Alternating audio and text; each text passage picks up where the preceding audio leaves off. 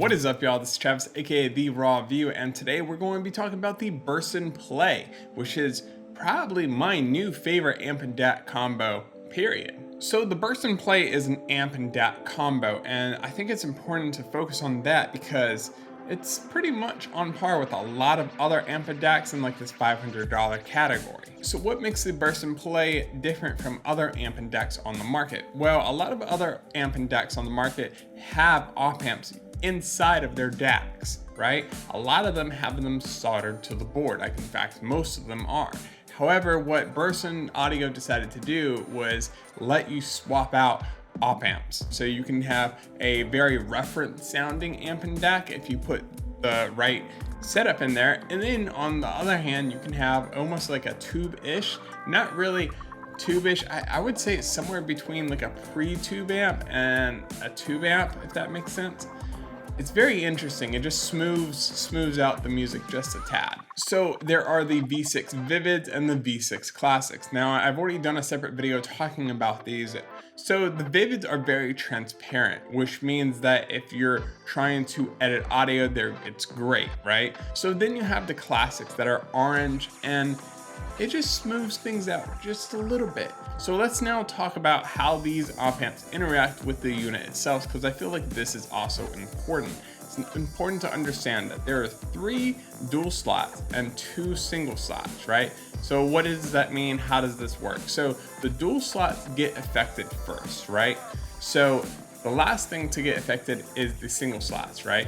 Now, these don't affect the music as much as the duals do. So my favorite setup with this unit is having 3 Vivids in the dual slots and then 2 Classics in the single slot. It really provides this level of transparency that is fantastic, incredible, and then also just smooths it off just a little bit, just enough, because I found if you put all five of them as Vivids, it's almost a little too transparent, almost to the point where it's like overemphasizing things, almost feels like too processed. In fact, it's the only combination that I came up with that I didn't actually like in this unit, was having 5 Vivids. 3 Vivids in the dual slots is enough, or if you have them in the single slot, it's enough.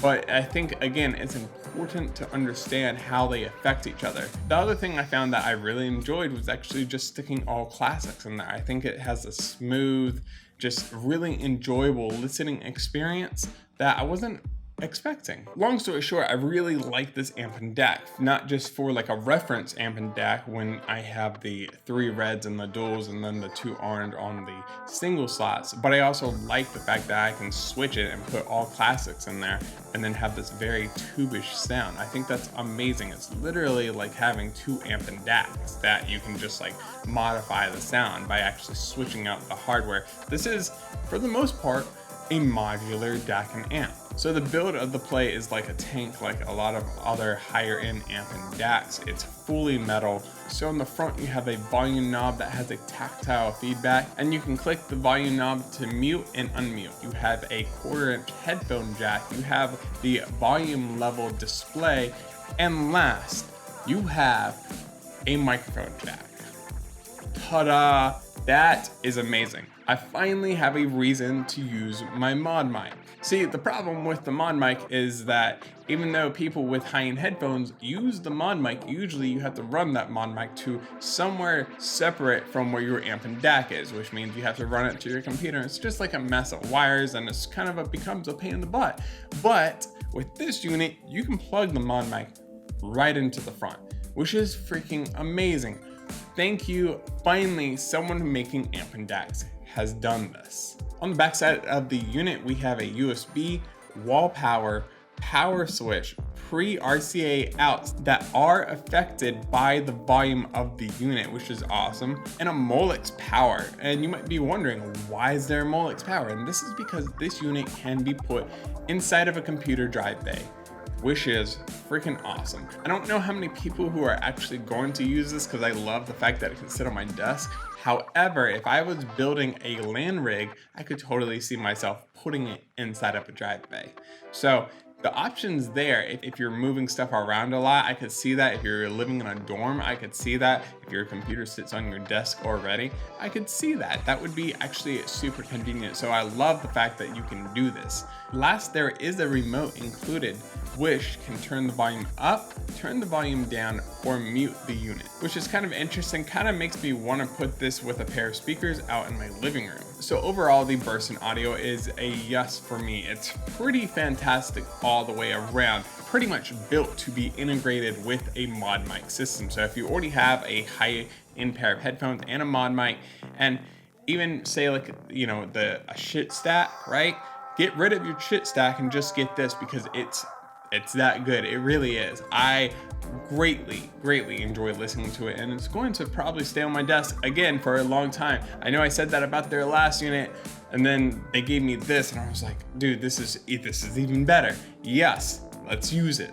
So I do want to mention some things that you should know if you buy this unit. One, amp amps only go in one way, right? There's a little groove cut out on their amp amp V6s, and that groove lines up with the groove on the board right there. You see that little notch? You line this up with that. Also, you have dual slots and you have a single slot, right? So there's single and dual amp amps. Don't plug a single into a dual and vice versa. There's also a diagram under the top of the unit so you don't mix things up. But just know that there's only 2 single slots and 3 dual slots, and they're right next to each other, if that makes sense. So there's 3 there, and then there's 2 separate by themselves. So just know, 3 dual, 2 single. And I wanted to also mention what I would like to see in revision 2 of this. Right now, in order to switch out the op amps, you have to unscrew 2 screws in the front and 2 screws in the back on the top, and then the top of the unit lifts up, right? What I would really like to see is some type of latching system on the side, and I know it might be hard to implement since they're also being built to slide into a drive bay of a computer, but a toolless removal of the top I think would be greatly appreciated. I know I would appreciate it. So somehow if that could be implemented in the future, that would be fantastic. And last, I think you should get rid of the Molex and put it in a SATA connector. Why? Because Molex I feel like Molex connectors are being pushed out of the computer industry, and SATAs are just so much easier and better. They're easier to plug in. Everything about SATA connectors is just better from a builder's perspective. Anyways, that's pretty much it. That was like the only thing I really didn't like about the unit was that. But that's it for this video. Hit the like button if you like this video. Subscribe to the channel if you haven't already, and I will see you guys in the next one. Peace.